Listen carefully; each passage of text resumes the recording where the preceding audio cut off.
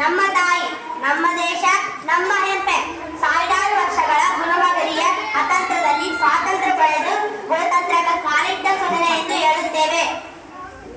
1950 ಜನವರಿ 26ರಂದು doctor B R. Ambedkar ಅವರ ನೇತೃತ್ವದಲ್ಲಿ ಭಾರತ ಸಂವಿಧಾನ ರಚನೆಯಾಯಿತು. ಸಾವಿರಾರು ಜಾತಿಗಳು, ನೂರಾರು ಭಾಷೆಗಳು, 16 ಮತಧರ್ಮಗಳಿಂದ ತುಂಬಿಕೊಂಡಿದೆ ಭಾರತ. ಈ ದಿನ ಪ್ರತಿಯೊಬ್ಬ ಭಾರತೀಯನಿಗೂ ಹೆಮ್ಮೆಯ ದಿನವಾಗಿದೆ. ಅನೇಕ ಹೋರಾಟಗಾರರಿಂದ ಸ್ವಾತಂತ್ರ್ಯವಾಗಿದೆ ಭಾರತ. ಭಾಷೆ ಬೇರೆಯಾದರೇನು, ನಾವು ಒಂದೇ. ಉತ್ತರದಿಂದ ದಕ್ಷಿಣದವರೆಗೆ, ಪೂರ್ವದಿಂದ ಪಶ್ಚಿಮದವರೆಗೆ ನಾವೆಲ್ಲರೂ ಭಾರತೀಯರೆಂದು. ಗಣರಾಜ್ಯೋತ್ಸವ ದಿನದಂದು ಭಾರತ ಸಂವಿಧಾನ ರಚನೆಯಾಯಿತು. ಭಾರತ ಪ್ರಜೆಗಳನ್ನು ಆಳುವಂತಹ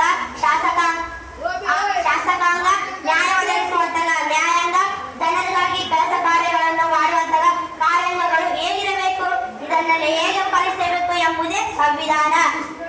ಕೊನೆಯದಾಗಿ ನನ್ನ ದೇಶದ ಬಗ್ಗೆ ಹೇಳುವುದೇನೆಂದರೆ, ನನ್ನ ದೇಶ ನನ್ನ ಜನ ನನ್ನ ಪ್ರಾಣ ಮಾನವನ ತೀರಿಸುವೆನು ಇದರ ಋಣ ಒಂದೇ ಜನ್ಮದಿ.